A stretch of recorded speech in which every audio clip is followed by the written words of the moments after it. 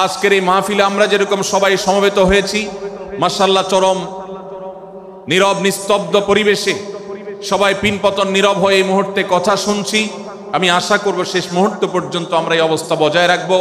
আরশে আজিমের মালিকের কাছে ফরিয়াদ করি, হে আল্লাহ, হে আরশের মালিক, আপনি আমাদের সবাইকে এখানে যেরকম একত্রিত হওয়ার তৌফিক দিয়েছেন, জান্নাতুল ফেরদাউসের আঙ্গিনায় প্রিয় হাবিব মুহাম্মদ মুস্তাফা সাল্লাল্লাহু আলাইহি সাল্লামের সাথে আমাদেরকে এরকম একত্র হওয়ার সমবেত হওয়ার তৌফিক দান করুন, বলুন আমিন। সম্মানিত ভাইয়েরা, আমি আপনাদের সম্মুখে কোরআনে কারীমের গুরুত্বপূর্ণ একটি সূরা, সূরা হুজরাতের একটি আয়াত তেলাওয়াত করেছি। সূরা হুজরাতের 7টি বিশেষ সামারি আপনাদের সামনে আমি তুলে ধরতে চাই।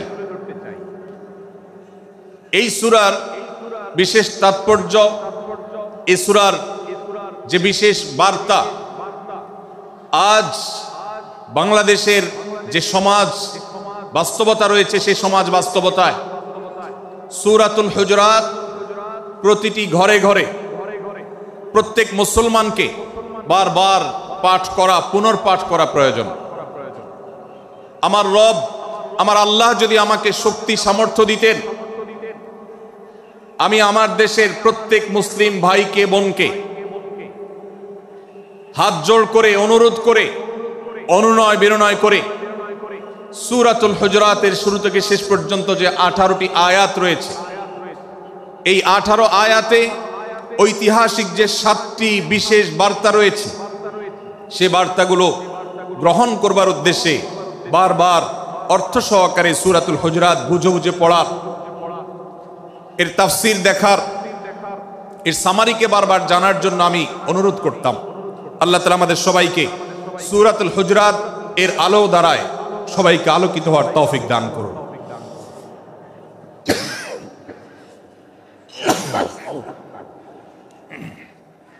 সম্মানিত উপস্থিতি,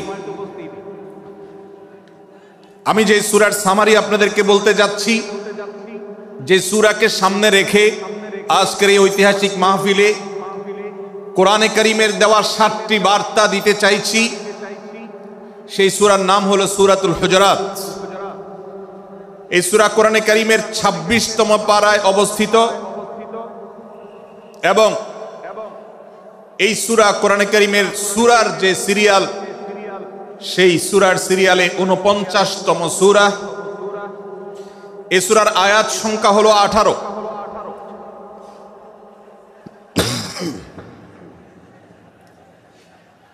এই সূরার প্রথম থেকে 5ম আয়াত পর্যন্ত, প্রথম এই 5টি আয়াতে আল্লাহ রাব্বুল আলামিন তার প্রিয় নবী মুহাম্মদ মুস্তাফা সাল্লাল্লাহু আলাইহি ওয়াসাল্লাম, সবাই দুরূদ পড়ি, সাল্লাল্লাহু আলাইহি ওয়াসাল্লাম, প্রিয় নবীজির নাম শুনলে দুরূদ পাঠ করতে হয়, তার জন্য দোয়া করতে হয়।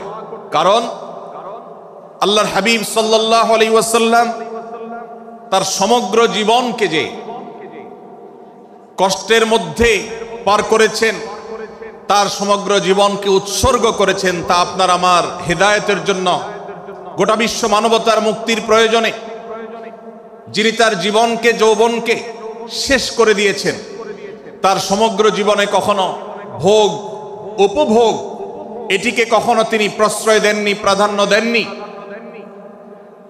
দিনাতিপাত করেছেন অত্যন্ত কষ্টের সাথে, শত সহস্র বাধার সম্মুখীন হয়েছেন, শুধুমাত্র কিয়ামত পর্যন্ত আগত সকল মুসলিম নরনারীর কাছে যেন কোরআনের বার্তা পৌঁছে যায়, সবাই যেন হেদায়েত প্রাপ্ত হয়ে যায়, সবাই যেন মুক্তি প্রাপ্ত হয়ে যায়, সবাই যেন জান্নাতি হয়ে যায়, সবাই যেন জাহান্নাম থেকে মুক্তি লাভ করে, এই উদ্দেশ্যে তার সমগ্র জীবনকে তিনি উৎসর্গ করেছেন। আমাদের হেদায়েতের জন্য, আমাদের কল্যাণের পথে আহ্বানের জন্য, আমাদের জান্নাতে নেওয়ার জন্য, যার সমগ্র জীবনে কখনো ভোগ উপভোগকে প্রশ্রয় দেননি, কষ্টে নিপতিত হয়েছেন, তিনি চাইলে মক্কার রাজত্ব করতে পারতেন, তিনি চাইলে মক্কার সবচেয়ে ভোগী মানুষ হতে পারতেন, কিন্তু সেটা না করে তিনি যে ত্যাগের দৃষ্টান্ত স্থাপন করেছেন, প্রিয় নবী মুহাম্মদ সাল্লাল্লাহু আলাইহি সাল্লামের সেই অবদানের স্বীকৃতি স্বরূপ আমরা তার নাম যখনই শুনবো সাল্লাল্লাহু আলাইহি সাল্লাম বলে তার প্রতি আল্লাহর রহমত যেন অনুগ্রহ যেন নাজিল হয় সেজন্য দোয়া করব। আল্লাহ তাআলা তার হাবিবকে রহমত এমনিতেই দান করবেন, আপনি আর আমি তার জন্য রহমতের দোয়া করার মধ্য দিয়ে আমরা সৌভাগ্যবান মানুষের কাতারে শামিল হতে পারবো। তো আমি যেটি বলছিলাম, সূরাতুল হুজুরাতের 1 থেকে 5 নম্বর আয়াত পর্যন্ত এই 5টি আয়াতে আল্লাহ রাব্বুল আলামিন প্রিয় নবী সাল্লাল্লাহু আলাইহি সাল্লামের সাথে আদব এবং শিষ্টাচারের শিক্ষা দিয়েছেন মানব জাতিকে। এবং আল্লাহ রাব্বুল আলামিন ঈমানদারদেরকে পরম মায়ার সাথে ডেকে ইয়া আইয়ুহাল্লাযীনা আমানু, হে ঈমানদারগণ, এই ডাকে আল্লাহ তাআলা ডেকে বলেছেন লা তুকাদ্দিমু বাইনা ইয়াদাইল্লাহি ওয়া রাসূলিহি, তোমরা আল্লাহ এবং তার রাসূলের সামনে আগ বেড়ে কোনো কথা বলবে না, আগ বেড়ে কোনো কাজ করবে না। একজন ঈমানদার, একজন মুসলমান, তার এই শিষ্টাচারের শিক্ষা তার জীবনে ধারণ করতে হবে। যখনই আল্লাহ কোনো কথা বলেছেন, আল্লাহ রাসূল সাল্লাল্লাহু আলাইহি সাল্লাম কোনো কথা বলেছেন, এটি নিশ্চিত হতে পারবো আমরা, তখন একজন ঈমানদার আর কখনো সেটার উপর কোনো কথা বলবে না, আগ বেড়ে কোনো কিছু করবে না, কোনো প্রকার সীমা লঙ্ঘন করবে না। ক্বালাল্লাহ ক্বালার রাসূল, আল্লাহ বলেছেন, আল্লাহ রাসূল বলেছেন, এটি শোনার পর সে তার আপদ মস্তককে সারেন্ডার করবে, সে নিজেকে আত্মসমর্পণ করবে। এরপর তার কোনো যুক্তিকে, কোনো বুদ্ধিকে, তার কোনো মতামতকে সে সেখানে আর দাঁড় করাবার চেষ্টা করবে না। এটা একজন শিষ্টাচার বিশিষ্ট ঈমানদারের বৈশিষ্ট্য। কোরআন এই শিক্ষা আমাদেরকে দিয়েছে। ভাইরা আমার, এই শিক্ষাকে ধারণ করে আমরা যারা নিজেদেরকে মুসলমান দাবি করছি, আমাদের সম্মানীয় যারা আছেন, আল্লাহকে যেরকম আমরা সম্মান করি, আল্লাহ রাসূলকে যেরকম সম্মান করি, ঠিক একইভাবে আমাদেরকে যে সমস্ত মানুষগুলোকে সম্মান করার নির্দেশ করা হয়েছে, ওলামা একরাম রয়েছেন, আমাদের বাবা মা, বয়সে বড়, শিক্ষিত, এবং যারা আমাদের শিক্ষক বৃন্দ আছেন, এভাবে যারা আমাদের সম্মানের পাত্র আছেন, সে মানুষগুলোর সামনে আগ বেড়ে যেন কোনো কিছু না করি। সে আগ বাড়াটা কথার ক্ষেত্রে হতে পারে, চলার ক্ষেত্রে হতে পারে, আচরণের ক্ষেত্রে হতে পারে। এই শিষ্টাচারের শিক্ষা সূরা হুজুরাতের প্রথম আয়াতে আমাদেরকে দেয়া হয়েছে। প্রিয় ভাইরা আমার, আমাদের সমাজে আজ যে সমস্ত ভালো গুণের দুর্ভিক্ষ চলছে, ক্রাইসিস চলছে, অভাব চলছে, এর মধ্যে অন্যতম হলো আজ শিষ্টাচারের অভাব। আমাদের সমাজের চতুর্দিকে আপনি দেখতে পাবেন পরিলক্ষিত হচ্ছে। আমাদের শিশু থেকে নিয়ে কিশোর, যুবক থেকে নিয়ে মধ্যবয়স্ক, সকল শ্রেণী মানুষের মধ্যে আজ আদব এবং শিষ্টাচারের ভয়াবহ অভাব আমরা দেখতে পাচ্ছি। বিশেষ করে পশ্চিমা সংস্কৃতিকে আমাদের এই স্বদেশে, আমাদের এই মুসলমানদের সমাজে জোর করে পুশ করাবার, সে সমস্ত এজেন্ডাকে বাস্তবায়ন করবার যে প্রচেষ্টা এদেশের এক শ্রেণীর মানুষকে করতে দেখা যায়, তারা এদেশের সমাজের খাঁজে বাজে থাকা ইসলামের কৃষ্টি, কালচার এবং সংস্কৃতিগুলোকে ধুয়ে মুছে পরিষ্কার করবার জন্য শত সহস্র উদ্যোগ নিয়েছে। আমাদেরকে কোরআনের শিক্ষা ধারণ করে, কোরআনের শিক্ষাকে প্রচার করে, কোরআনের শিক্ষাকে প্রতিষ্ঠিত করে ব্যক্তির মধ্যে, ঘরে, পরিবারে, সমাজে, রাষ্ট্রে, সংবিধানে, আইনে, সংসদে, সর্বত্র কোরআনের শিক্ষাকে বাস্তবায়ন করে সেই সমস্ত বিন্দেশী অপসংস্কৃতি চাপিয়ে দেওয়ার ষড়যন্ত্রকে মোকাবেলা করতে হবে ইনশাআল্লাহ। ভাইরা আমার, আর সেজন্য সূরা হুজুরাতের এই শিষ্টাচারের শিক্ষা আমাদের জীবনে খুবই গুরুত্বপূর্ণ।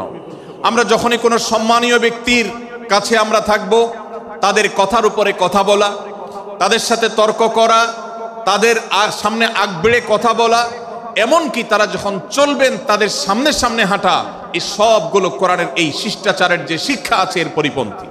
প্রিয় নবী সাল্লাল্লাহু আলাইহি সাল্লামের সময়কার একটি ঘটনা, এক ব্যক্তি তার বাবার সাথে হেঁটে যাচ্ছিলেন, বোঝা যাচ্ছিল না যে তাদের মধ্যে বাবাকে সন্তানকে। অনেক সময় বাপ সন্তানের বাহ্যিকভাবে দেখে বোঝা যায় না, এরকম কোনো কোনো ক্ষেত্রে হয়। জিজ্ঞেস করা হলো তাদেরকে, তোমাদের মধ্যে বাবাকে সন্তানকে? বলা হলো যে অমুক বাবা, অমুক সন্তান।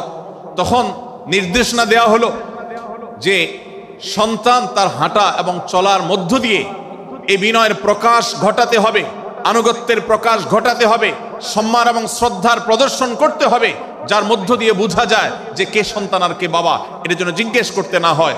আজ আমাদের যারা তরুণ আছি, আমরা যুবক আছি, আমরা অনেকেই পশ্চিমা সংস্কৃতি দ্বারা প্রভাবিত হয়ে আমরা শিষ্টাচারের এই গণ্ডি এবং সীমানা পার হয়ে চলে গেছি। কোরআন আমাদেরকে শিষ্টাচারের শিক্ষা দিচ্ছে যে আমরা সিনিয়রদের সামনে বিনয়ের সাথে আচরণ করব, তাদের সামনে সামনে চলা থেকে বিরত থাকব, যথাসম্ভব তাদেরকে অনুসরণ করার চেষ্টা করব, তাদের সাথে কথা হবে, তাদের আগ বেড়ে কথা হবে না, তাদের কোনো জিজ্ঞাসা থাকলে সেটার উত্তর হবে বিনয়ের সাথে। এই শিষ্টাচারের শিক্ষা আমাদেরকে দেয়া হয়েছে। এবং একইভাবে সূরা হুজুরাতের প্রথম বার্তার মধ্যে নবী সাল্লাল্লাহু আলাইহি সাল্লামের সাথে আরেকটি শিষ্টাচার শেখানো হয়েছে, তা হলো আল্লাহ রাব্বুল আলামিন আমাদের কণ্ঠকে, আমাদের আওয়াজকে, আমাদের কথাকে নবী সাল্লাল্লাহু আলাইহি সাল্লামের কথার চাইতে যেন আগ বেড়ে না যায়, তার চাইতে যেন উঁচু কণ্ঠে আমরা কথা না বলি, তার চাইতে যেন উচ্চ স্বরে কথা না বলি, সেই শিক্ষা দিয়েছেন। সেই শিষ্টাচারের শিক্ষা আমাদেরকে দেওয়া হয়েছে। ভাইরা আমার, প্রিয় নবী সাল্লাল্লাহু আলাইহি সাল্লামের সাহাবীরা নবী সাল্লাল্লাহু আলাইহি সাল্লামের প্রতি আদব এবং শিষ্টাচার এত বেশি প্রদর্শন করতেন যে নবী করিম সাল্লাল্লাহু আলাইহি সাল্লামের প্রতি এই শিষ্টাচারের কথা যখন বলা হয়, সাহাবীরা অনেকে নবী করিম সাল্লাল্লাহু আলাইহি সাল্লামের সাথে কথা বলতে রীতিমতো ইতস্তত বোধ করছিলেন যে কিভাবে কথা বলবো, না জানে জোরে হয়ে যায় এবং তাতে না জানে আমি বেয়াদবের কাতারে শামিল হয়ে যাই, শিষ্টাচার বহির্ভূত কাজ করে ফেলি। এবং আল্লাহ তাআলা যে সতর্কীকরণ করেছেন সূরা হুজুরাতের এই 1 থেকে 5 নম্বর আয়াতের মধ্যে, তার আওতায় আমি না জানে পড়ে যাই। তখন সাহাবায়ে কেরাম বিনয় এবং বিনম্রতা অবলম্বন করেছেন এবং তারা একরকম বিপাকে পড়ে গেছেন। এতটা তারা সভ্য ছিলেন, এতটা তারা নম্র ছিলেন, এতটা তারা বিনম্র আচরণ করতেন নবীজির সাথে। ভাইরা আমার, এই বিষয়টিও আমরা শুধুমাত্র আমাদের প্রিয় নবীজির জন্য নয়, এটি আমাদের মা বাবা, আমাদের সম্মানের পাত্র যারা আছেন, আমাদের বয়সে যারা সিনিয়র আছেন, তাদের সামনে কথা বলার সময় আমরা মেনটেন করে চলবো। অর্থাৎ আমরা উচ্চ কণ্ঠে তাদের সামনে কথা বলবো না। এই মাহফিলে এখনো শত শত হাজারো মানুষ হয়তো এমন আছেন যারা মায়ের সামনে, বাবার সামনে, বড় ভাইয়ের সামনে, শিক্ষকের সামনে, সিনিয়রদের সামনে, মুরব্বীদের সামনে, ওলামাদের সামনে উচ্চ কণ্ঠে কথা বলেন। প্রিয় ভাইরা আমার, আমরা মুসলমানদের সন্তান, আমরা মুহাম্মদ সাল্লাল্লাহু আলাইহি সাল্লামের উম্মত, আমরা আবু বকর, ওমর, ওসমান, আলী রাদিয়াল্লাহু আজমাইনের অনুসারী, আমরা কোরআনের অনুসারী। কোরআনের অনুসারী কখনো বেয়াদব হতে পারে? কোরআনের অনুসারী কখনো বেয়াদব হতে পারে? কোরআন যে শিষ্টাচারের শিক্ষা দিয়েছে, এই শিক্ষা আজ আমাদের মধ্যে ধারণ করতে হবে, আমাদের সন্তানদের শেখাতে হবে, আমাদের ঘরে ঘরে এই শিক্ষা চর্চা করতে হবে, আমাদের সমাজে এটিকে প্রতিষ্ঠিত করতে হবে। পশ্চিমা সংস্কৃতির যে ছোবল, সে ছোবল আমাদের সন্তানদেরকে আজকাল অনেক ক্ষেত্রে বেয়াদবে পরিণত করছে, তাদের অনেক সময় শিষ্টাচার থেকে বের করে দিচ্ছে। তারা কখনো স্বাধীনতার নামে, কখনো মত প্রকাশের নামে, কখনো বিভিন্ন নামে তারা কিন্তু হারিয়ে যাচ্ছে। আজকের এই বাস্তবতাকে উপলব্ধি করে সূরা হুজুরাতের 1 থেকে 5 নম্বর আয়াত এর শিক্ষাকে আমাদের মধ্যে ধারণ করতে হবে। আল্লাহ তাআলা আমাদের সবাইকে সেই তৌফিক দান করুন। ভাইরা আমার, সূরা হুজুরাতের প্রথম বার্তা প্রিয় নবী সাল্লাল্লাহু আলাইহি সাল্লামের সাথে শিষ্টাচার, আল্লাহ এবং তার রাসূলের সামনে, আল্লাহ এবং তার রাসূলের সামনে আগ বেড়ে কোনো কথা না বলা, আগ বেড়ে কোনো আচরণ না করা, এটা তার প্রতি শিষ্টাচারের অংশ। এবং আল্লাহ রাসূলের সামনে উচ্চ কণ্ঠে জোরে কথা না বলা, এটাও তার প্রতি শিষ্টাচারের অংশ। আল্লাহ তাআলা আমাদেরকে এই শিষ্টাচার আমাদের জীবনের প্রত্যেকটা পদে পদে ধারণ করার তৌফিক দান করুন, বলুন আমিন। ভাইরা আমার, সূরা হুজুরাতের দ্বিতীয় যে শিক্ষা, সেই শিক্ষাটা বর্ণিত হয়েছে এই সূরার 6 থেকে 8 নম্বর আয়াত। 6 থেকে 8 নম্বর এই আয়াতের মধ্যে আল্লাহ রাব্বুল আলামিন আমাদেরকে দ্বিতীয় শিক্ষা দিয়েছেন, ঈমানদার কখনো কোনো কথা বলার আগে সেই কথা সত্য কিনা, বাস্তব কিনা সেটি যাচাই বাছাই না করে বলবে না। ঈমানদার কখনো গুজবে কান দিবে না। ঈমানদার কখনো শোনা কথার উপরে ভিত্তি করে কোনো সিদ্ধান্ত গ্রহণ করবে না। এই শিক্ষাটাও আজকের বাস্তবতার আলোকে আমাদের সমাজের জন্য অত্যন্ত গুরুত্বপূর্ণ এবং প্রয়োজনীয়। প্রিয় ভাইরা আমার, আমাদের চতুর্পাশে যদি আমরা তাকাই, আমরা দেখতে পাবো সোশ্যাল মিডিয়াতে, ফেসবুকে আজকাল কোনো তথ্য উপাত্ত পেলে সেটার পরখ করা ছাড়া, যাচাই বাছাই করা ছাড়া, সত্য অসত্য নিরূপণ করা ছাড়া আমরা অনেকে সেটার প্রচারণায় নেমে যাই। আমরা অনেকে সেটার শেয়ার দেওয়া শুরু করে দেই। আমরা অনেকে এটার উপর ভিত্তি করে অনেককে নিন্দা মন্দ করা শুরু করে দেই। এমনকি আজ আমরা যেই জায়গায় দাঁড়িয়ে আছি, বাংলাদেশের যে সামাজিক বাস্তবতা, সেই বাস্তবতার আলোকে বলা যায় অনেক সময় অনেক ব্যক্তিকে সমাজে মিডিয়ার মাধ্যমে নানাভাবে হয়রানি করে তাকে খারাপ মানুষ হিসাবে, কালপ্রিট হিসাবে দেখানো হয়, অথচ তার দোষ, যে সমস্ত দোষের কথা তাকে বলা হয়, যে সমস্ত দোষে তাকে দোষী বানানো হয়, সে সমস্ত দোষ থেকে তিনি শত সহস্র গুণ পবিত্র এবং পরিচ্ছন্ন। ভাইরা আমার, আজকের এই বাস্তবতায় আমাদেরকে বিশেষ করে লক্ষ্য রাখতে হবে যে আমরা যেই কোনো মূল্যে, যেই কোনো ভাবে যেন কোনো প্রকার গুজবে কান না দেই, আমরা যেন গুজব থেকে বেঁচে থাকি। আল্লাহ তাআলা আমাদেরকে তৌফিক দান করুন। ভাই, এদিকে অনেক বেশি বাঁশির আওয়াজ শোনা যাচ্ছে। স্বেচ্ছাসেবকরা বাঁশির আওয়াজ দেওয়া ছাড়া আপনারা ভলান্টিয়ারি করুন। এত বেশি বাঁশির আওয়াজ আসছে যে কথা বলা কঠিন হয়ে যাচ্ছে। অনুগ্রহ করে বাঁশির আওয়াজ কম করে আপনারা ভলান্টিয়ারি করুন। এখনো অনেক বাঁশির আওয়াজ শোনা যাচ্ছে, বাঁশির আওয়াজগুলো বন্ধ করুন। মাশাআল্লাহ, এখন বন্ধ হয়েছে। আমরা মেহেরবানি করে বাম পাশের থেকে কিছুটা আওয়াজ পাচ্ছি, একটু নীরব নিস্তব্ধ হওয়ার জন্য অনুরোধ করছি। একটু নীরব নিস্তব্ধ না হলে কথা বলা যাবে না। অনুগ্রহ করে আমরা একটু সহযোগিতা করি এবং সবাই নীরব থাকি। ভলান্টিয়াররা অপ্রয়োজনে বাঁশির আওয়াজ দিবেন না, অপ্রয়োজনে বাঁশির আওয়াজ দিবেন না। আমাদের দেশে শব্দ দূষণ, শব্দ সন্ত্রাস, এটা এই দেশের কমন কালচার হয়ে গেছে। রাস্তা যাবেন, প্রয়োজনে অপ্রয়োজনে গাড়ির হর্ন বাজাবে। যে কোনো প্রোগ্রামে যাবেন, প্রয়োজনে অপ্রয়োজনে বাঁশি বাজানো হবে। কদিন আগে 31st নাইট গেছে, আপনারা দেখেছেন। এত প্রচার প্রচারণা, এত সতর্কীকরণের পরেও, আইন শৃঙ্খলা রক্ষাকারী বাহিনী এত সতর্ক থাকার পরেও আপনারা দেখেছেন এক শ্রেণীর বুদ্ধি প্রতিবন্ধীরা তারা 31st নাইট উদযাপনের নামে শব্দ সন্ত্রাস করেছে। শত শত হাজারো মানুষের কষ্টের কারণ হয়েছে। প্রিয় ভাইরা আমার, ধর্ম হোক আর রাজনীতি, বিনোদন হোক আর আনন্দ হোক, যেই কোনো নামে যদি শব্দ সন্ত্রাস সৃষ্টি করে বা অতিরিক্ত শব্দ দূষণ করে, শব্দ সৃষ্টি করে মানুষকে অতিষ্ঠ করার কারণ হয়, সেটা কোনো সভ্য সমাজের দৃশ্য হতে পারে না। আমরা সেই ইসলামের অনুসারী যে ইসলামে আমাদের প্রিয় নবী সাল্লাল্লাহু আলাইহি ওয়াসাল্লাম মসজিদে নববীতে তার একান্ত পরিবেশের মধ্যে এক সাহাবী জোরে কোরআন তেলাওয়াত করছিলেন। তিনি তাকে বলছিলেন, তুমি কোনো বধির রবকে শোনাচ্ছ না, তোমার রব সবকিছু শুনতে পান, অতএব তুমি তোমার এই উচ্চ কণ্ঠের তেলাওয়াত দিয়ে আশপাশে মানুষের ডিস্টার্বের কারণ হবে না। আমরা সেই ইসলামের অনুসারী। অতএব ওয়াজ মাহফিলের মাধ্যমেও যাতে কোনো মানুষ অতিষ্ঠ না হয়, মাইক ব্যবস্থাপনা সেভাবে করাটা মাহফিল কর্তৃপক্ষের যেমন কর্তব্য, ঠিক একইভাবে রাজনৈতিক সভা সমাবেশের নামে কিংবা বিয়ে বিনোদনের নামে যদি শব্দ সন্ত্রাস করা হয়, শব্দ দূষণ করা হয়, অতিরিক্ত শব্দ এর মাধ্যমে যদি মানুষকে অতিষ্ঠ করা হয়, তাহলে সেটি কখনো কোনো সভ্য সমাজের কাজ হতে পারে না।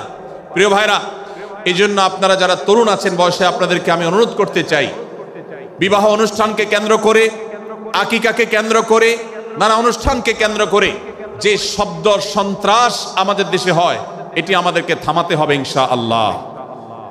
আমরা যদি সবাই সজাগ হয়ে যাই, আমরা যদি সবাই সতর্ক হই, সচেতন হই, ইনশাআল্লাহ এই যে শব্দ দিয়ে মানুষকে কষ্ট দেওয়ার অপসংস্কৃতি, বিশেষ করে ভিনদেশি যে অপসংস্কৃতি আমদানি করা হয়েছে, এই অত্যাচার এদেশে থামাতে হবে ইনশাআল্লাহ। আল্লাহ আমাদের সবাইকে তৌফিক দান করুন। ভাইরা আমার, আমরা আমাদের আশেপাশে কোনো তরুণরা যদি এরকম শব্দ করে, গান বাজিয়ে অন্য মানুষকে অতিষ্ঠ করে, ঈদের সময় দেখা যায় বিশেষ করে সে সমস্ত যুবকদেরকে কাউন্সিলিং করতে হবে, তাদেরকে বোঝাতে হবে যে তোমার আনন্দ কখনো আরেকজনের বেদনার কারণ হতে পারে না। বহু হার্টের রোগী আছেন, বহু অসুস্থ মানুষ আছেন, বহু ছোট শিশু আছে যাদের কষ্টের কারণ হয়। বিধায় আমরা কখনো আমাদের শব্দ দিয়ে কাউকে কষ্ট হতে দিব না। আল্লাহ আমাদের সবাইকে তৌফিক দান করুন। মাশাআল্লাহ, অনেকটা নীরব নিস্তব্ধ হয়েছে। আমি যে জায়গাটা ছিলাম আবার সেখানে ফিরে যাই। সূরা হুজুরাতের দ্বিতীয় শিক্ষার কথা বলছিলাম ভাইরা। 6 থেকে 8 নম্বর আয়াত যদি আপনি পাঠ করেন সূরা হুজুরাতের, আপনি দেখতে পাবেন সেখানে আল্লাহ রাব্বুল আলামিন ঈমানদারদেরকে যেই কোনো সংবাদ, যে কোনো তথ্য, বিশেষ করে অনির্ভরযোগ্য সূত্র থেকে যখন পাবে, ফাসিক থেকে যখন শুনবে, যার ভিতরে আল্লাহর ভয় নাই সেরকম মানুষ থেকে যখন পাবে, সেই সংবাদ, তথ্য উপাত্ত যাচাই করা ছাড়া সেই সংবাদ যেন বলে না বেড়ায়। আপনি শহরে যান কিংবা গ্রামে, শিক্ষিত দেখুন কিংবা অশিক্ষিত, সর্বশ্রেণীর মানুষের মধ্যে আজ এই ব্যাধি দেখতে পাবেন চরম আকার ধারণ করেছে। কারোর ব্যাপারে কোনো নেগেটিভ কথা শুনেছেন, কোনো মন্দ কথা শুনেছেন, সে কথার প্রচার প্রচারণা শুরু করে দেন। সেটা কি সঠিক কিনা, সেটা কি সত্য কিনা, সেটা কি যথার্থ কিনা, সেটা কোনো প্রপাগান্ডা কিনা, সেটা কোনো মিথ্যাচার কিনা, সেটা কোনো গুজব কিনা, এটা যাচাই করার প্রয়োজন অনুভব করে না। অথচ আমরা সেই মুহাম্মদ সাল্লাল্লাহু আলাইহি সাল্লামের উম্মত, যে মুহাম্মদ সাল্লাল্লাহু আলাইহি সাল্লাম আমাদেরকে সতর্ক করেছেন, কাফা বিল মারই কাযিবান আন ইউহাদ্দিসা বিকুল্লি মা সামিআ, কোন ব্যক্তি যা শুনে সেটাই যদি বলে বেড়ায়, তথ্য উপাত্ত যাচাই না করে, সেটাকে ভালো করে যাচাই বাছাই না করে, সেটাকে অনুসন্ধান না করে, সত্য সত্য নিরূপণ করবার চেষ্টা না করে, তাহলে সে মিথ্যাবাদী হওয়ার জন্য যথেষ্ট। এজন্য আজকের এই মাহফিল থেকে আমরা অঙ্গীকার করে যাব, আজকের এই মাহফিল থেকে আমরা নিয়ত করে যাব, এই মজলিসে বসে এই মুহূর্তে নিজে নিজে সংকল্প করব, আমার জীবনে সোশ্যাল মিডিয়া কিংবা ফেসবুকে, ইউটিউবে অথবা অফলাইনে আমার বাস্তব জীবনে আমি কখনো কোনো মানুষ সম্পর্কে যে কোনো তথ্য উপাত্ত পেয়ে ভুল কোনো ধারণা, মন্দ কোনো ধারণা কারো প্রতি পোষণ করব না। কোনো তথ্য উপাত্ত যদি পাই, কোনো সংবাদ যদি পাই অনির্ভরযোগ্য সূত্রে, তাহলে সেক্ষেত্রে সেটা যাচাই বাছাই করা ছাড়া আমি সেটাকে বিশ্বাস করতে যাব না। এটাই হলো আমাদের ঈমানের দাবি। ভাইরা আমার, একজন ঈমানদার এতটা সরল হবে না যে যা শুনবে সে সেটাকে বিশ্বাস করে বসবে। একজন ঈমানদার এতটা বাস্তবতা থেকে দূরে থাকবে না যে তিনি তার পাওয়া কোনো সংবাদকে অনুসন্ধান করবে না। আল্লাহ তাআলা আমাদের সবাইকে সূরা হুজরাতের এই দ্বিতীয় শিক্ষাটাকে আমাদের জীবনে ভালো করে ধারণ করার তৌফিক দান করুন। আল্লাহ বলেছেন, ইয়া আইয়ুহাল্লাযীনা আমানু, হে ঈমানদারেরা, ইন জাআকুম ফাসিকুম বিনাবাইন ফাতাবায়ানু, তোমাদের কাছে কোনো ফাসিক, যার মধ্যে আল্লাহর ভয় নেই, এরকম কোন মানুষ যদি কোন সংবাদ উপস্থাপন করে,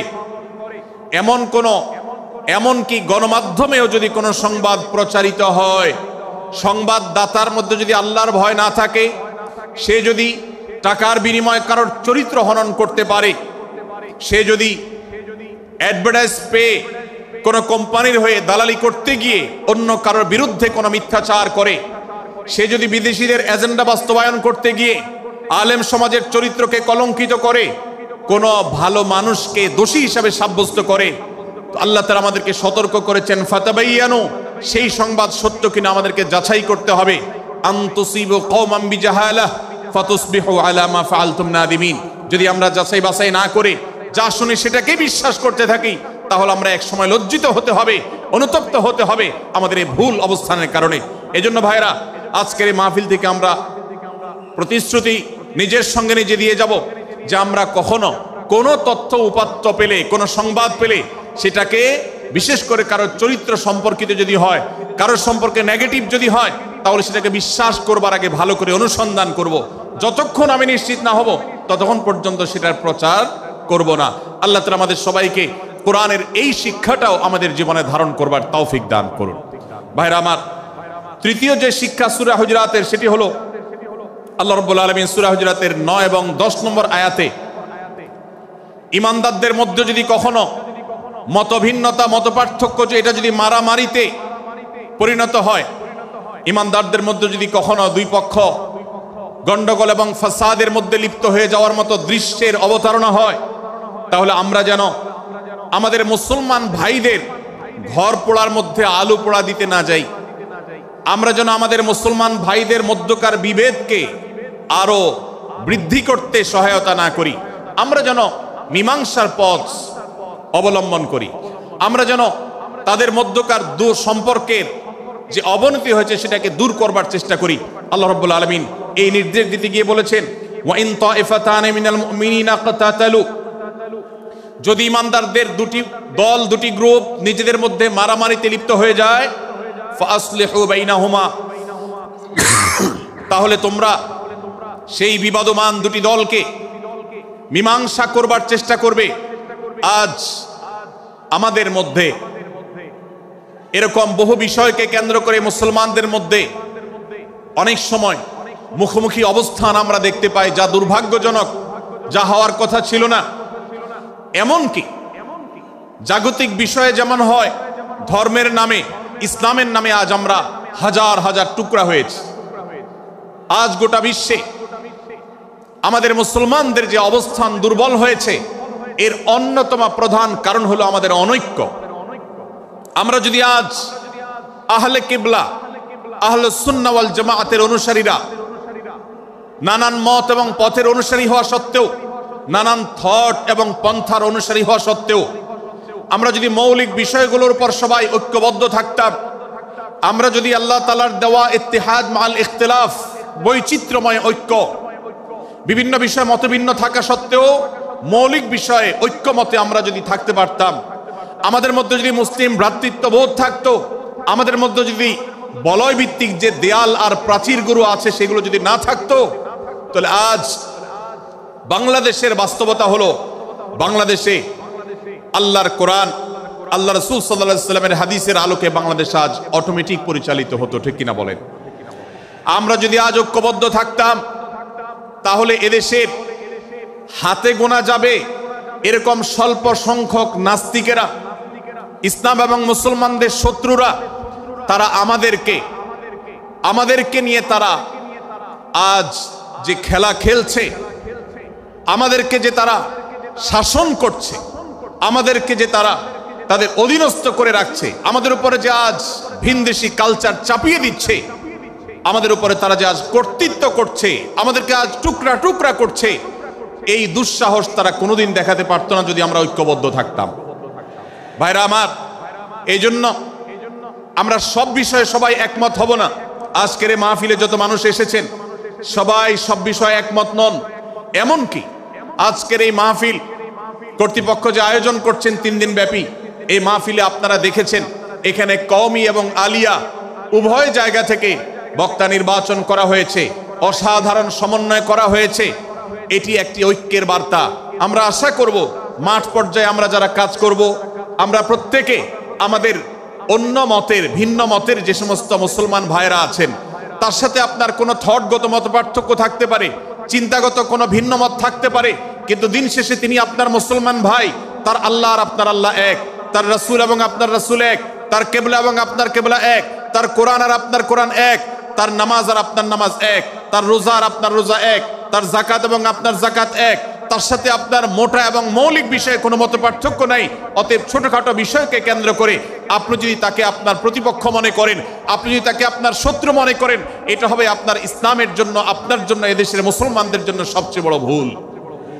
ভাইরা আমার, হারদুই হযরত আশরাফ আলী থানভী রহমতুল্লাহ আলাইহির সর্বশেষ খলিফা আবরাল হক সাহেব রহমতুল্লাহ আলাইহি বলতেন, दीन के हर काम करने वालों को रफीक समझो, फरीक ना समझो। যারাই আল্লাহর দ্বীনকে বুলন্দ করবার জন্য, যারাই আল্লাহর দ্বীনকে সেবা দেওয়ার জন্য, খেদমত করার জন্য কাজ করছে, তার পদ্ধতি তোমার থেকে ভিন্নতর হতে পারে। তাকে তুমি তোমার বন্ধু মনে করো, সহযাত্রী মনে করো, পথযাত্রী মনে করো, সহযোদ্ধা মনে করো, তোমার প্রতিপক্ষ মনে করবে না। প্রিয় ভাইরা আমার, আজ বাংলাদেশে ইসলাম যতটা পিছিয়ে আছে তার প্রধান কারণ হলো আমাদের অনৈক্য।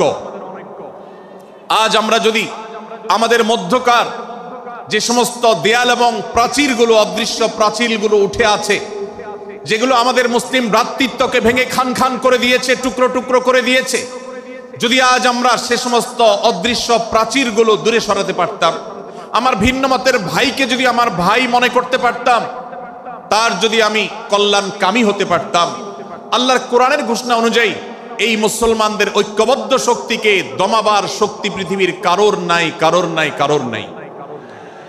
আজ আমার ভাইয়েরা ফিলিস্তিনে মার খাচ্ছে, যদি আজ গোটা বিশ্বের মুসলমানরা আমরা ফিলিস্তিনে মুসলমানদের উদ্ধারের ব্যাপারে ঐক্যবদ্ধ থাকতাম, ফিলিস্তিনে মুসলমানের দিকে চোখ তুলে তাকাবার শক্তি বিশ্বের কোনো কাফেরদের থাকতো না। আজ যদি আমরা আমাদের মুসলমান নির্যাতিত ভাইদের ব্যাপারে সারা বিশ্বের মুসলমানরা ঐক্যবদ্ধ অবস্থান গ্রহণ করতে পারতাম, মুসলমানের দিকে চোখ তুলে তাকাবার শক্তি বিশ্বের কোনো কারোর থাকতো না। ভাইরা আমার, গোটা বিশ্বে ঐক্য প্রতিষ্ঠা করা আপনার আমার মতো সাধারণ মানুষের দ্বারা হয়তো সম্ভবপর হবে না, কিন্তু আমরা যারা মাঠ পর্যায়ে কাজ করছি, আমি আপনাদেরকে করজোড় করে অনুরোধ করতে চাই। আমি জানি আপনার এলাকাতে, আপনার মহল্লাতে আপনার সাথে অন্য মুসলমান ভাইদের অনেক ক্ষেত্রে মতভিন্নতা আছে। সেটা রাজনৈতিক দৃষ্টিভঙ্গির ক্ষেত্রে হতে পারে, সেটা ধর্মীয় থট এবং মানহাজ মাযহাব মাসলাকগতভাবে হতে পারে, সেটা অন্য কোনো ইস্যুভিত্তিক মত পার্থক্য হতে পারে। আল্লাহর জন্য, আল্লাহর ওয়াস্তে, আল্লাহর ওই আয়াতকে মেনে আমল করার চেষ্টা করি আমরা। আল্লাহ বলেছেন ওয়া'তাসিমু বিহাবলিল্লাহি জামিআন ওয়া লা তাফাররাকু, তোমরা আল্লাহর রশিকে সবাই ঐক্যবদ্ধভাবে আঁকড়ে করে ধরো, ঐক্যবদ্ধভাবে আল্লাহর রশিকে আঁকড়ে ধরো, তোমরা পরস্পর বিচ্ছিন্ন হয়ে যেও না। আমরা অনেক ফরজের কথা শুনেছি, নামাজ রোজা ফরজ আমরা জানি, বাবা মার প্রতি সদ্ব্যবহার করার ফরজের কথা আমরা জানি, আত্মীয়তার সাথে সুসম্পর্ক, আত্মীয়তার বন্ধন রক্ষার কথা আমরা জানি, ফরজ হওয়ার কথা জানি, কিন্তু মুসলমানদের ঐক্যবদ্ধ থাকতে হবে এই ফরজের কথা আমরা অনেকেই জানি না। ভাইরা আমার, মুসলমানদেরকে আল্লাহ রাব্বুল আলামিন ঐক্যবদ্ধ থাকার নির্দেশ দিয়েছেন। এই ঐক্যটা এর মানে এই নয় যে সবাই এক মতের হয়ে যাবে সব বিষয়ে। বিভিন্ন বিষয়ে আমাদের মধ্যে মত পার্থক্য থাকবে, তারপরে আমরা একে অন্যের সহযোদ্ধা হব, সহযাত্রী হব, আমরা একে অন্যের কল্যাণকামী হব, একে অন্যের ভালো চাইব। আমার ভিন্ন মতের মুসলমানের কোনো ক্ষতিতে আমি খুশি হব না, তার ক্ষতিতে আমি কষ্ট পাবো, তার সাফল্যকে আমি এনজয় করব, আনন্দিত হব। এটা যদি করতে না পারি তো আমি কখনো খালেস এবং সাচ্চা মুসলমান হতে পারলাম না। আল্লাহ তাআলা আমাদের অন্তরগুলোকে উদার করে দিন, ব্রড করে দিন, প্রশস্ত করে দিন, বড় করে দিন, উম্মার ঐক্যের প্রয়াসী হওয়ার তৌফিক দান করুন, বলুন আমিন। ভাইরা আমার, আমরা মহল্লায় মহল্লায়, এলাকায় এলাকায়, মসজিদে মসজিদে, আমাদের নিজস্ব বলয়ে, নিজস্ব অঙ্গনে আমরা চেষ্টা করব ভিন্ন ভিন্ন মতের মুসলিম ভাইকেও আমার ভাই হিসাবে আঁকড়ে ধরার, আপন করার। ডক্টর খন্দকার আব্দুল্লাহ জাহাঙ্গীর রাহিমাহুল্লাহ এই অঞ্চলের সন্তান। তিনি বলতেন, বেদাতে লিপ্ত কোনো মুসলমান, তার ব্যাপারেও আমি মনে করি আমার ভাই ভুলের মধ্যে আছেন, তার ব্যাপারে আমার মায়া মমতা কাজ করে, আমি তার কল্যাণকামী, তাকে আমার ভাই মনে করি। ঠিক একইভাবে আমার কোনো মুসলমান ভাইয়ের সাথে যদি আমার ভিন্ন মতের কারণে আমার মনে হয় যে তিনি ভুল পথে আছেন, তারপর তাকে আমি শত্রু ভাববো না, তার অকল্যাণ আমি চাইবো না। আজ বাংলাদেশের বাস্তবতায় যদি আমরা তাকাই, দেখতে পারবো ইসলাম এবং মুসলমানদের যত শত্রু আছে, আমরা দেখেছি গত কয়েক যুগ ধরে তাদের নিজেদের মধ্যে হাজারো বিভক্তি, হাজারো মত পার্থক্য থাকা সত্ত্বেও মুসলমানদের শত্রুতা করার ব্যাপারে তারা সবাই ঐক্যবদ্ধ। অথচ আমরা মুসলমানরা আমাদের আল্লাহ, আমাদের রাসূল, আমাদের কোরআন, আমাদের কিবলা, আমাদের সবকিছু এক হওয়া সত্ত্বেও ছোটখাটো বিষয়কে নিয়ে আমরা আমাদের মধ্যকার বিভেদের প্রাচীরগুলোকে দাঁড় করিয়ে রেখেছি, যার কারণে আমরা গোটা বিশ্বে যেমন মার খাচ্ছি, আমাদের এই প্রিয় মাতৃভূমিতেও আমরা সংখ্যায় সবচেয়ে বেশি হয়েও আমরা কালচারালি মাইনরিটি হয়ে আছি, সংস্কৃতিতে আমরা সংখ্যালঘু হয়ে আছি। সব ক্ষেত্রে আমাদেরকে ইগনোর করা হয়। 4 লক্ষ মসজিদের এদেশে 4 লক্ষ ইমাম আছেন, 4 লক্ষ মুয়াজ্জিন আছেন। এই মসজিদগুলো এদেশে, এর নেটওয়ার্ক যতটা শক্তিশালী, এদেশের সকল রাজনৈতিক দলগুলোর নেটওয়ার্ককে যদি একত্র করা হয়, মসজিদগুলোর মতো এতটা শক্তিশালী নেটওয়ার্ক এদেশের সমাজে নাই। কিন্তু ওলামা একরামকে ইগনোর করা হয়, মুসলমানদের ইগনোর করা হয়। এদেশের আইনে কোরআন এবং সুন্নাহ, এদেশের মুসলমানদের ধ্যান ধারণাকে কখনো বিবেচনায় আনা হয় না। এই যে মুসলমানদের আজ দুরবস্থা, এর অন্যতম প্রধান কারণ হলো আমাদের হাজার হাজার ভাগে বিভক্তি। এই বিভক্তির দেয়ালগুলোকে তুলতে হবে কি হবে না? যদি হয় তাহলে আপনি নিজে থেকে শুরু করে দিন। আপনি যেই মতই লালন করেন না কেন, আপনার ভিন্ন মতের মুসলমানকে আপনি ভাই মনে করবেন, তার সাথে বুক মিলাতে আপনার কষ্ট হবে না, তার সাথে বসতে আপনার অসুবিধা হবে না। ভিন্ন মতের আলেম, এক মতের আলেম আরেক মতের আলেমের সাথে বসতে অসুবিধা হবে না। এক মতের অনুসারী আরেক মতের অনুসারীকে ভাই বলতে অসুবিধা হবে না। আমরা সোশ্যাল মিডিয়াতে নিজেদের মধ্যে কামড়াকামড়ি করব না, নিজেদের মধ্যে আমরা ঝগড়া বিবাদ করব না। এবং যদি কেউ বিবাদে লিপ্ত হয়, সূরা হুজরাতের 9 এবং 10 নম্বর আয়াতের শিক্ষা বলছে, মুসলমানদের মধ্যে দুটি দল যদি মারামারিতে লিপ্ত হয়, তুমি সেখানে গিয়ে খোঁচাখুচি করে মারামারি বানানোর তো প্রশ্নই ওঠে না। বরং আল্লাহ বলছেন যে ফাসলিহু বাইনাহুমা, তাদের উভয়ের মধ্যে মীমাংসা করবার জন্য তুমি উদ্যোক্তা হও, তুমি উদ্যোগী হও। ভাইরা আমার, আমরা অনেকেই হয়তো জেনে থাকবো মিথ্যা এটা আল্লাহর জমিনের সবচেয়ে বড় জঘন্য অপরাধগুলোর মধ্যে থেকে একটি। একজন মুসলমান কোন অবস্থাতে মিথ্যা বলতে পারে না, কিন্তু কোন মুসলমান যদি অন্য মুসলমানের সাথে কখনো বিবাদ বিতণ্ডায় লিপ্ত হয়ে যায়, দুজন মুসলমান বা দুটি বলয়, দুটি পক্ষ, দুটি গোষ্ঠী মুসলমানদের, তাদের মধ্যে যদি কোনো বিষয় যদি ভুল বুঝাবুঝি তৈরি হয়, ভিন্ন মত সৃষ্টি হয়, একে অন্যের সাথে শত্রু ভাবাপন্ন হয়ে যায়, তাহলে তাদের দুইজনের মধ্যে বা দুই পক্ষের মধ্যে মীমাংসা করবার জন্য কেউ যদি মিথ্যা কথাও বলে, অর্থাৎ আপনি এক পক্ষের কাছে গিয়ে বললেন, ভাই আপনি যাকে এত খারাপ মনে করছেন, যার ব্যাপারে আপনি এতটা রাগান্বিত হয়ে আছেন, আমি তো জানি তিনি আপনার ব্যাপারে অনেক সফট চিন্তা রাখেন, আপনার ব্যাপারে অনেক ইতিবাচক ভাবনা রাখেন, আপনার ব্যাপারে অনেক সুধারণা পোষণ করেন। আপনি যদি একজন মুসলমানের কাছে গিয়ে, এক পক্ষের কাছে গিয়ে যদি এই কথাটা বলেন, বাস্তবে তিনি যদি এটা নাও বলেন, তারপরেও আপনি যদি এই মিথ্যা কথা বলেন, এই মিথ্যা এটা শুধু জায়েজ নয়, বরং এই মিথ্যাটা এর মাধ্যমে আপনি যে তাদের পরস্পরের সম্পর্ককে ভালো করার চেষ্টা করেছেন, এর মাধ্যমে আপনি আল্লাহর কাছে নেকি এবং সওয়াব পাবেন ইনশাআল্লাহ। ভাইরা আমার, তাহলে দুজন মুসলমান, দুটি পক্ষ, দুটি দল, দুটি বলয়, দুটি গোষ্ঠী যদি কখনো ভিন্ন মত তাদের মধ্যে তৈরি হয়, সেটা যদি মারামারিতে গিয়ে পৌঁছায়, সেটা যদি বিবাদ বিতণ্ডা পর্যন্ত গিয়ে পৌঁছায়, আমাদের কাজ হবে মধ্যে থেকে সেটাকে মীমাংসার মাধ্যমে দূরত্বকে কমানোর।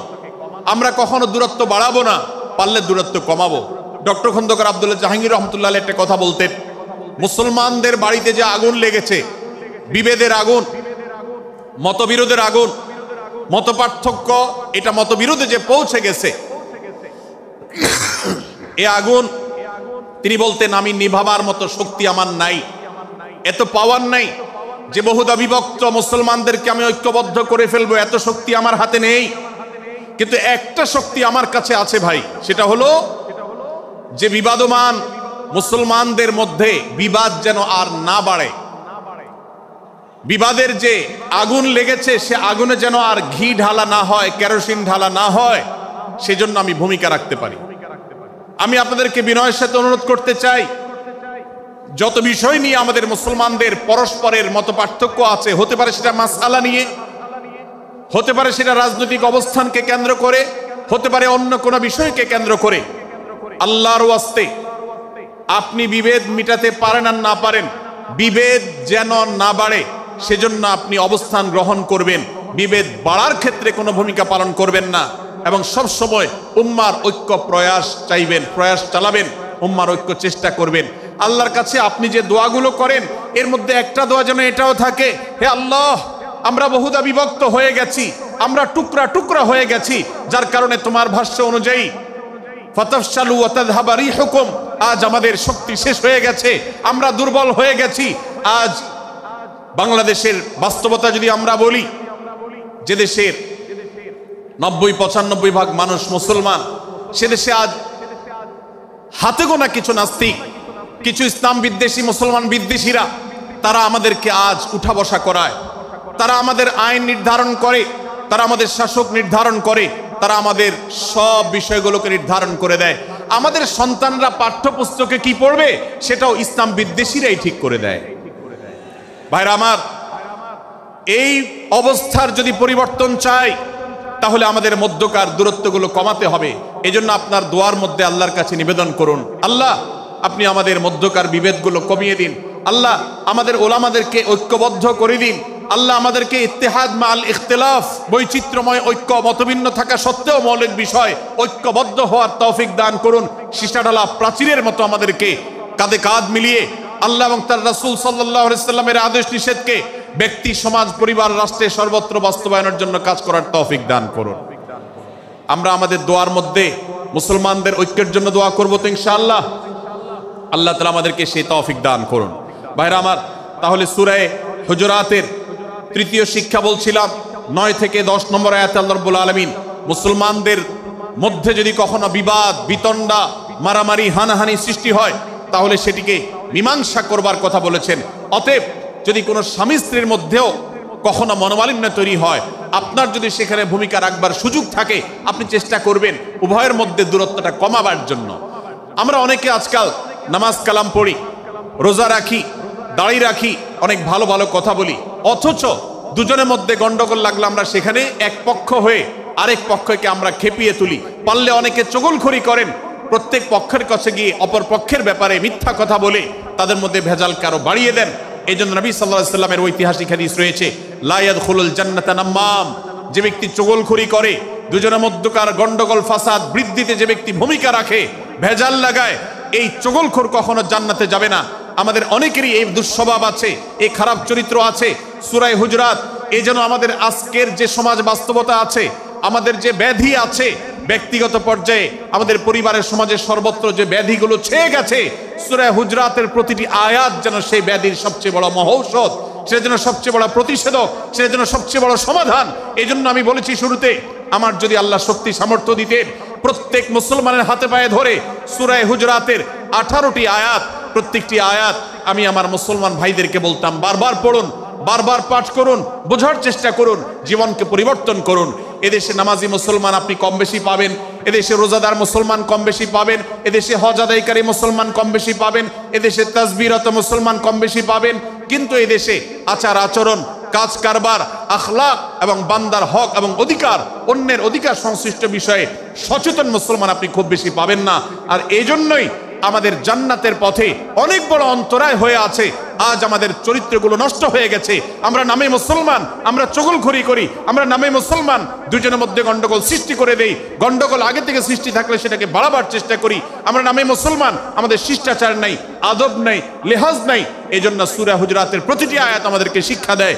আল্লাহ তাআলা আমাদের সকলকে এই শিক্ষাগুলো আজকের এই মাহফিল থেকে আমাদের বুকের ভেতরে পরম যত্ন সহকারে নিয়ে যাওয়ার এবং আমাদের জীবনকে পরিবর্তন করার তৌফিক দান করুন। ভাইরা আমার, তৃতীয় এই শিক্ষাটি শেষ করে আমি বলতে চাচ্ছি, চতুর্থ আয়াতে আল্লাহ রাব্বুল আলামিন আমাদেরকে বলেছেন, আমরা যেন কেউ কাউকে নিয়ে বিদ্রূপ না করি, ব্যঙ্গ না করি, কেউ কাউকে যেন বাজে নামে না ডাকি, কেউ যেন কাউকে খোঁচাখুচি না করি, কেউ যেন কারোর নাম বিকৃত করে তাকে না ডাকি। ভাইরা আমার, এই আয়াতটি আমি শুরুতে তেলাওয়াত করেছি। আল্লাহ বলেছেন, ইয়া আইয়ুহাল্লাযীনা আমানু লা ইয়াসখার কওমুম মিন কওমিন আসা আন ইয়াকুনু খায়রাম মিনহুম। হে ঈমানদারেরা, হে মুসলমানেরা, তোমাদের কেউ যেন অন্য কারোর নাম ধরে অন্য কাউকে ব্যঙ্গ বিদ্রূপ ঠাট্টা না করে। আমরা একে অন্যকে নিয়ে ঠাট্টা করি কি করি না? বিদ্রূপ করার রোগ আমাদের মধ্যে আছে না নাই? ভাইরা আমার, জাগতিক বিষয় তো আছেই, এমনকি দুর্ভাগ্যজনক বাস্তবতা হলো ধর্মের নামে, ইসলামের নামে একদল মুসলমান অপর দল মুসলমানকে নিয়ে হাসি, ব্যঙ্গ, বিদ্রূপ, রাশাহাসি এবং নাম বিকৃত করা এবং খোঁচাখুচি করা, এই কাজগুলো আমাদের মধ্যে আছে না নাই? আমরা যারা ইসলামের খেদমত মনে করে আমার ভিন্ন মতের, ভিন্ন দলের মুসলমানকে খোঁচাখুচি করি, আমরা যারা আল্লাহর খেদমত মনে করে, ইসলামের সেবা মনে করে, দাওয়াতের কাজ মনে করে, ইসলাম প্রচার মনে করে ভিন্ন মতের অন্য দলের মুসলমানকে নিয়ে ব্যঙ্গ বিদ্রূপ আর হাসাহাসি করি, তাদেরকে সোশ্যাল মিডিয়াতে, অনলাইনে, অফলাইনে তুচ্ছ-তাচ্ছিল্য করি, আল্লাহর শপথ করে বলছি, এটা ইসলামের সেবা নয়, এটা হলো প্রবৃত্তির পূজা। আমরা অনেকে আছি যে ব্যক্তিগত পর্যায়ে এই বিদ্রূপ করাটাকে আমরা কোনো বিষয় মনে করছি না। সোশ্যাল মিডিয়াতে অনেকগুলো ভিডিও ক্লিপ আছে, আপনাদের চোখে নিশ্চয়ই পড়েছে, আমার চোখে বহু পড়েছে, যে অনেক সময় দেখা যায় বিনোদনের নামে কাউকে খোঁচাখুচি করা, কাউকে অপমান করা, কাউকে হয়তো ধাক্কা দিয়ে পানি দিয়ে ফেলে দেয়া, কাউকে কষ্ট দেয়া, কাউকে হয়তো প্রতারিত করা, এটাকে আমরা এনজয় করি। অনেক ভিডিও ক্লিপে দেখা যায় এভাবে কাউকে কোনোভাবে অপমানিত করে, কাউকে কোনোভাবে ধোকা দিয়ে বোকা বানিয়ে আমরা এনজয় করি, আমরা হাসাহাসি করি। আমাদের রুচি নষ্ট হতে হতে আজ এই পর্যায়ে এসেছে যে এটা আমাদের এনজয়ের বিষয় হয়েছে, এটা আমাদের আনন্দের বিষয় হয়েছে। ভাইরা আমার, সূরা হুজুরাতের এই আয়াত, অর্থাৎ 11 নম্বর আয়াত, এই আয়াত বলছে আমাদের জন্য কোন মুসলমানকে, কোন মানুষকে ব্যঙ্গ বিদ্রূপ করা হারাম। কোন মুসলমানকে ব্যঙ্গ বিদ্রূপ করা কি হারাম। অতএব আপনি রসিকতা করেও যদি কারোর সাথে ব্যঙ্গ বিদ্রূপ করেন এবং সেটা যদি তার মনে কষ্ট হওয়ার কারণ হয়, তিনি যদি সমাজের মানুষের কাছে হেয় প্রতিপন্ন হন, তাহলে ইসলামী শরিয়ার দৃষ্টিকোণ থেকে সারা বিশ্বের সমস্ত ওলামাদের ঐক্যমতে সেটা হারাম। আমরা চুরি করা হারাম জানি, আমরা ডাকাতি করা হারাম জানি, আমরা মাদক সেবন করা হারাম জানি, আমরা নামাজ ত্যাগ করা হারাম জানি। এই সমস্ত হারাম থেকে আমরা অনেকেই বেঁচে থাকি, কিন্তু আমি আমার মুসলমান ভাইয়ের চরিত্র হনন করছি, শুধুমাত্র সাধারণ জীবনযাত্রার ক্ষেত্রে করছি তা নয়, এমনকি ধর্মের নামে, ইসলাম প্রচারের নামে, দাওয়াতের নামে আমরা আমাদের প্রতিপক্ষ মুসলমান ভাইকে নিয়ে অনেক সময় ব্যঙ্গ বিদ্রূপ করি, হাসাহাসি করি, তাকে ছোট করি, তাচ্ছিল্য করি, হেয় করি, তার সম্মানহানি করি। আমরা জানি না। আমাদের প্রিয় নবী সাল্লাল্লাহু আলাইহি ওয়াসাল্লাম এর একটা হাদিস আমাদের সামনে রয়েছে, সহিহ মুসলিমে বর্ণিত হয়েছে।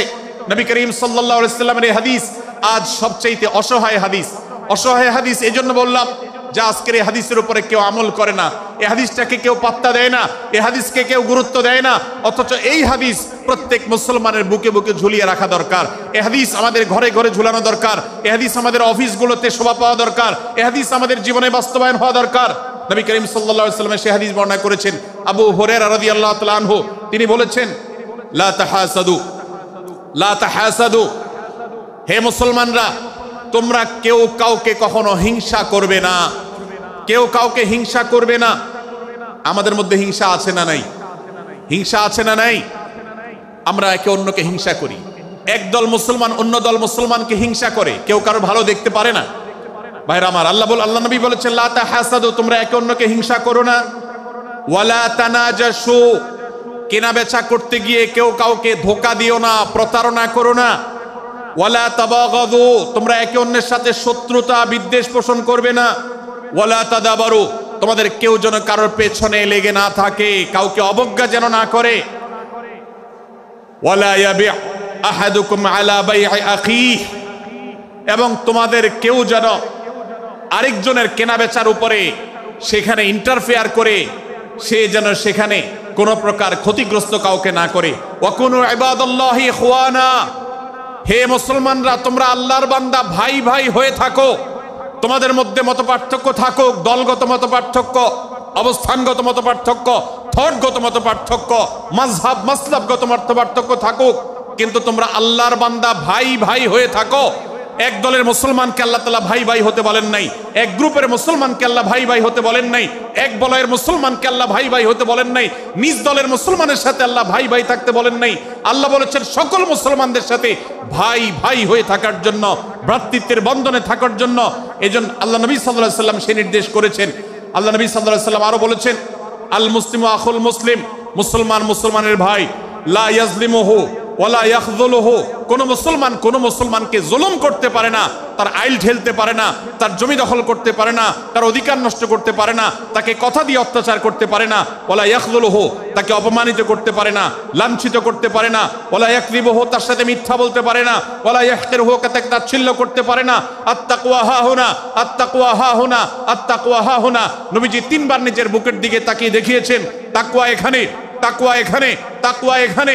আমাদের অন্তরকে ভালো করতে হবে, সমস্ত মুসলমানদের জন্য উদার হতে হবে, কলিজাকে বড় করতে হবে, মনটাকে ব্রড করতে হবে, প্রশস্ত করতে হবে, অন্য মুসলমানকে ভাই মনে করতে হবে। কোন ভিন্ন মতের মুসলমানের সাথে শত্রুতা পোষণ করা যাবে না। ভাইরা আমার, অতএব এই হাদিসকে সামনে রেখে এই হাদিসের শেষ অংশে নবী সাল্লাল্লাহু আলাইহি ওয়াসাল্লাম বলেছেন, আল মুসলিমু কুল্লুল মুসলিমি আলাল মুসলিমি হারামুন দামুহু ওয়া মালুহু ওয়া ইরদুহু। এক মুসলমানের জন্য অন্য মুসলমানের তিনটি জিনিসকে আল্লাহ তাআলা হারাম করে দিয়েছেন। কোন মুসলমানের রক্ত এটা প্রবাহিত করা, কাউকে হত্যা করা যেরকম হারাম, কোন মুসলমানের সম্পদ অন্যায়ভাবে আপনি ভোগ করবেন, দখল করবেন, মেরে দিবেন, এটা হারাম। ঠিক একইভাবে কোন মুসলমানের সম্মান নষ্ট করবেন, ইজ্জত নষ্ট করবেন, সম্ভ্রম নষ্ট করবেন, অপমান করবেন, এটাকে আল্লাহ তাআলা হারাম করেছেন। আল্লাহ তাআলা আমাদের সবাইকে অন্য মুসলমানদের ব্যাপারে এরকম দায়িত্বশীল ভূমিকা রাখার তৌফিক দান করুন, বলুন আমিন। ভাইরা আমার, সূরা হুজুরাতের 4 নম্বর আয়াতের এই শিক্ষাকে ধারণ করে আমরা কারোর প্রতি ব্যঙ্গাত্মক আচরণ করব না। অনেক মুসলমান আছেন অন্য মুসলমানদের নাম ধরে ধরে বিদ্রুপ ব্যঙ্গ করেন, নাম বিকৃত করেন। অনেক সময় আমরা রসিকতা করেও আমাদের অনেকের নাম বিকৃত করি। আল্লাহ সুবহানাহু ওয়া তাআলা এটাকে হারাম করেছেন। এমনকি নবী সাল্লাল্লাহু আলাইহি ওয়াসাল্লাম বলেছেন, লা তাকুল লিকাসিরিন ইয়া কাসিরু, কোন খাটো বা বেটে মানুষকে হে বেটে, হে খাটো এরকম বলে ডেকো না। নবী সাল্লাল্লাহু আলাইহি ওয়াসাল্লাম বলেছেন, এভাবে ডাকলে তিনি অপমানিত হন। আল্লাহ তাকে এভাবে সৃষ্টি করেছেন। আমরা অনেক সময় দেখা যায় একে অন্যকে খোঁচা মারতে গিয়ে তার গায়ের রং কালো হলে, তিনি দেখতে আকারে ছোট হলে তাকে আমরা ব্যঙ্গ করি, বিদ্রুপ করি, তাকে আমরা তাচ্ছিল্য করি, তাকে আমরা অপমান করি, তাকে আমরা অপদস্থ করি। ভাইরা আমার, এটা আমাদের জন্য হারাম। আমি আবারও বলছি, চুরি হারাম আমরা জানি, ডাকাতি হারাম আমরা জানি, আমরা অন্যান্য হারামের কথা জানি, কিন্তু এই যে এক মুসলমান অন্য মুসলমানের অধিকার নষ্ট করা হারাম, এটা আমরা জানি না। এক মুসলমান অন্য মুসলমানের নাম বিকৃত করা হারাম, এটা আমরা জানি না। এই ব্যাপারেও আমরা দেখেছি যে আমরা যারা ইসলামের দাওয়াতের কথা বলি, কোরআন হাদিসের কথা বলি, তারাও দেখা যায় সোশ্যাল মিডিয়াতে, ফেসবুকে একদল মুসলমান অন্য দলে মুসলমানদেরকে নানা বাজে উক্তি দিয়ে ডাকাডাকি করে, বিকৃত নামে ডাকে, বিকৃত উপাধি দেয়, খারাপ কথা বলে, অমুকের দালাল তমুকের দালাল ইত্যাদি ধারণা করে কথা বলে। এই কাজগুলো হারাম, এগুলো আমরা কখনো করব না। 5 নম্বর যে শিক্ষা আছে সূরা হুজুরাতে, সেটা হলো 12 নম্বর আয়াতে আল্লাহ রাব্বুল আলামিন এখানে কুধারণা করাকে হারাম করেছেন, মন্দ ধারণা করতে আল্লাহ তাআলা নিষেধ করেছেন, এবং গীবত করতে, পেছনে লাগতে নিষেধ করেছেন। ভাইরা আমার, এই একটি আয়াত অর্থাৎ সূরা হুজুরাতের 12 নম্বর আয়াত, এই আয়াতটির শিক্ষা ধারণ করে যদি আমরা আমাদেরকে শুধরাতে পারি, সংশোধন করতে পারি, তাহলে ইসলামের মেইন যে কাজগুলো আছে, ঈমানকে বিশুদ্ধ করা এবং শিরক মুক্ত ঈমান আনা, 5 ওয়াক্ত নামাজ পড়ার পর, বান্দার হক আদায়ের পর, এই আয়াতটির পর আমল করলে আপনার জান্নাতে যাওয়ার সবচেয়ে বড় বাধা দূর হয়ে যাবে ইনশাআল্লাহ। ভাইরা আমার, যে আয়াতে আল্লাহ তাআলা আমাদেরকে কারো প্রতি মন্দ ধারণা করতে নিষেধ করেছেন, গীবত করতে নিষেধ করেছেন, কারো পেছনে লাগালাই করতে নিষেধ করেছেন, সে আয়াতে আল্লাহ রাব্বুল আলামিন বলেছেন, ইয়া আইয়ুহাল্লাযীনা আমানু ইজতানিবু কাসীরাম মিনায-যন্ন, হে ঈমানদারেরা, হে মুসলমানরা, তোমরা কারোর প্রতি ধারণা, মন্দ ধারণা তোমরা করো না, এটা থেকে বিরত থাকো। অনেক ধারণা অর্থাৎ মন্দ ধারণা, এটা গুনাহ, এটা থেকে বিরত থাকো। ইন্না বা'দায-যন্নি ইসম, কারণ কিছু কিছু ধারণা অর্থাৎ যেগুলো মানুষের সম্পর্কে কোনো তথ্য উপাত্ত ছাড়া নিছক ধারণা প্রসূত মন্দ ধারণা করা হয়, সেগুলো গুনাহের কারণ, সেগুলো অপরাধের কারণ, সেগুলো কবিরা গুনাহ, সেগুলো পাপাচার, সেগুলো আল্লাহর অসন্তুষ্টির কারণ, সেগুলো আল্লাহর অবাধ্যতার কারণ। এজন্য ভাই, কারোর প্রতি মন্দ ধারণা করা যাবে না। এক্ষেত্রে আমি জানি আমাদের ব্যক্তিগত পর্যায়ে কারোর ব্যাপারে কোনো কিছু কথা উঠেছে অথবা সামান্য একটু সন্দেহ তৈরি হয়েছে, আমরা তার চরিত্র নিয়ে টানাটানি করি। আমরা জানি না একজন মুসলমানের চরিত্রের মূল্য কত বড়। আমার কাছে সুস্পষ্ট প্রমাণ আসার আগ পর্যন্ত কোনো মুসলমানের চরিত্র নিয়ে আমার ব্লেম করবার কোনো অধিকার আমার নাই। এই জন্য একজন মুসলমান কখনো কারো প্রতি কুধারণা করবে না, মন্দ ধারণা পোষণ করবে না, খারাপ ধারণা পোষণ করবে না। আল্লাহ তাআলা আমাদেরকে এবং মুসলমানের সম্পর্কে খারাপ ধারণা করা থেকে বেঁচে থাকার তৌফিক দান করুন। ভাইরা আমার, কিছুটা বিশৃঙ্খলা দেখা যাচ্ছে। আমরা আপনাদেরকে বিনীতভাবে অনুরোধ করতে চাই, অনুগ্রহ করে সবাই বসে পড়ুন। যারা দাঁড়িয়ে আছেন তারা একটু বসে পড়ুন, সবাই যার যার দায়িত্বে বসে যান। আপনি আরেকজনের চিন্তা না করে আপনি একটু বসে যান। ভলান্টিয়ার ভাইরা, প্যান্ডেলের ভেতরে পেছনে কি হচ্ছে আপনারা একটু দেখুন। ডান পাশে যে সমস্ত ভাইরা আছেন, ভাইরা আপনারা আমার কথা শুনুন। ডান পাশে, আমার প্যান্ডেলের ডান পাশে যারা আছেন, আপনাদেরকে আমরা অনুরোধ করছি, ওয়াজ মাহফিলের মঞ্চে, তাফসীর কোরআন মাহফিলের প্যান্ডেলে এসে আমরা যদি বিবাদ বিতণ্ডায় লিপ্ত হই, আমরা সে বিষয়ে আলোচনা করছি, আল্লাহর ওয়াস্তে আমরা বিবাদ বিতণ্ডা বন্ধ করি। আপনারা একটু শান্ত হন, আল্লাহর জন্য একটু সবর করেন। ভাইরা আমার, এদিকে যে কিছুটা বিশৃঙ্খলা দেখা যাচ্ছে, আপনাদেরকে আমরা অনুরোধ করছি আপনারা একটু বিশৃঙ্খলা বন্ধ করুন। ভাইরা, এখানে যারা দাঁড়িয়ে আছেন সবাই বসে যান, সবাই বসে যান, সবাই বসে যান। যশোরের মানুষের দুর্নাম হোক, আপনারা কি চান? আপনারা কি চান যশোরের মানুষের দুর্নাম হোক? তাহলে আশপাশে ভাইরা ওনাদেরকে সবাইকে বসায় দেন, বসায় দেন, কাউকে দাঁড়ায় থাকতে দিবেন না। ভাই সবাই বসেন, সবাই বসে যান। এখানে যারা দাঁড়িয়ে আছেন সবাই বসেন, অনুগ্রহ করে সবাই ধৈর্য ধারণ করেন এবং বসেন। আজকের মাহফিল সুন্দরভাবে শেষ হোক। আপনারা কি চান কি চান না? ভাই আপনারা কি চান কি চান না? যদি আপনারা চান, অনুগ্রহ করে আমার ডান পাশে যারা বিশৃঙ্খলা করছেন তারা বসে যান। আপনাদেরকে আমরা অনুরোধ করছি এখান থেকে বসে যান। আপনারা কি ডক্টর মিজানুর রহমান আজহারী সাহেবের আলোচনা শুনতে চান কি চান না? যদি চান তাহলে মেহেরবানি করে আওয়াজ বন্ধ করে পরিবেশ শান্ত করে। এখানে অল্প কিছু মানুষের মধ্যে বিশৃঙ্খলা দেখা যাচ্ছে। কোনো কারণে এত বড় মাহফিল, এত মানুষের, লাখো লাখো মানুষের সমাগম, এখানে কোনো কারণে ঝামেলা হতেই পারে, কিন্তু আমরা অনুগ্রহ করে ধৈর্য ধারণ করি। ধৈর্য কোথায়? সবাই বসে যাই, সবাই বসে যান, আওয়াজ বন্ধ করেন। ভলান্টিয়ার ভাইয়েরা এদিকে বিনয়ের সাথে মানুষদেরকে বসানোর জন্য চেষ্টা করেন। আশেপাশের যারা আছেন বসে, তারা দাঁড়ানো ভাইদেরকে হাতে পায়ে ধরে বসান, সবাই সবাইকে টান দিয়ে বসান। ভাই এই পাশে যারা বিশৃঙ্খলা আচরণ করছেন তারা আপনারা একটু বসেন। আপনারা যদি বিশৃঙ্খলা আচরণ না থামান তাহলে সেক্ষেত্রে মাহফিল সুন্দরভাবে শেষ করা যাবে না। আমার আলোচনার শেষের দিকে আমরা আলোচনা শেষ করে এশার নামাজ পড়বো, তারপরে আমাদের শেষ অধিবেশন হবে ইনশাআল্লাহ। তারপরে এশার, ওকে ওকে। মাঝে আপনার শেষের পরে ওই যে মামা ওনার ব্যাপারে ধারণা দেবে অথবা মানুষের ব্যাপারে তারপরে। ভাই মেহেরবানি করে আপনারা শান্ত হন। আমাদের আলোচনার পর আজকের আমাদের প্রধান আকর্ষণ এবং প্রধান বক্তা ডক্টর মিজানুর রহমান আজহারি হাফিজাহুল্লাহ তিনি আসবেন, তিনি আলোচনা করবেন। তারপরে আমরা মাঠে ইনশাআল্লাহ সবাই জামাতের সাথে এশার সালাত আদায় করব। আমি কয়েক মিনিটের মধ্যে আলোচনা শেষ করব, আপনারা মেহেরবানি করে শান্ত হন। জাযাকুমুল্লাহ খাইর। ভাইরা আমার, আমি যে জায়গাটা ছিলাম, সূরা হুজরাতের 12 নম্বর আয়াতে আল্লাহ রাব্বুল আলামিন আমাদেরকে সূরা হুজরাতের 5ম শিক্ষা দিয়েছেন। মুসলমানদের জন্য যা গুরুত্বপূর্ণ তা হলো আমরা কারোর প্রতি মন্দ ধারণা করব না।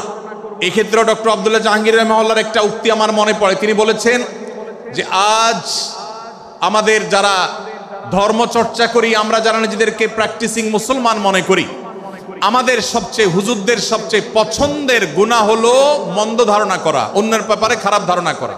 অমুক অমুকের দালাল, তমুক তমুকের দালাল, কোনো তথ্য উপাত্ত ভিত্তি প্রমাণ ছাড়া নিছক ধারণার উপর ভিত্তি করে অন্য মুসলমান ভাইকে আমি এরকম নানা তকমা দিয়ে আমরা কবিরা গুনাহে লিপ্ত হচ্ছি। আমরা এই বদ ধারণা করা, মন্দ ধারণা করা যে কবিরা গুনাহ অনেকে জানি না। অনেকে অনেকের পেছনে লাগছি, অনেকের ওয়াজ শুনছি দোষ বাইর করার জন্য, স্ট্যাটাস পড়ছি ভুল বাইর করার জন্য। এই যে মানুষের পেছনে লাগা, এটা আল্লাহ তাআলা নিষেধ করেছেন, ওয়ালা তাজাসসু, তোমরা কেউ কারোর ছিদ্র অন্বেষণ করার, দোষ আবিষ্কার করার চেষ্টা করবে না। এবং ওয়ালা ইয়াগতাব বা'দুকুম বা'দা, কেউ কারোর গীবত শিকায়াত করবে না। এই আয়াতে আমাদেরকে কেউ কারোর পেছনে পরনিন্দা করতে নিষেধ করেছেন।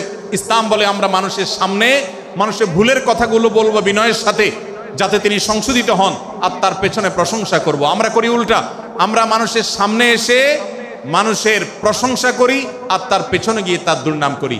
ইসলামকে যদি আমরা মানতাম, সমাজটা সুন্দর হয়ে যেত।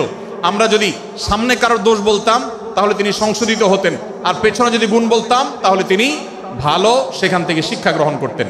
সূরা হুজরাতের 6 নম্বর শিক্ষা 13 নম্বর আয়াতে আল্লাহ তাআলা বলেছেন যে আমাদের সবার গোড়া কোত্থেকে এসেছে, আমাদের গর্বের কোনো বাহ্যিক কারণ নাই তাকওয়া ছাড়া। আল্লাহ বলেছেন, ইয়া আইয়ুহান নাস ইন্না খালাকনাকুম মিন যাকারিন ওয়া উনসা, হে মানুষ সকল, তোমাদেরকে আমি মানুষ, নারী এবং পুরুষ, আদম এবং হাওয়া থেকে সৃষ্টি করেছি। ওয়াজআলনাকুম শুউবান ওয়া ক্বাবাইলা লিতাআরাফু, বিভিন্ন গোত্রে তোমাদেরকে আমি বিভক্ত করেছি পরিচয়ের জানার জন্য, শুধুমাত্র।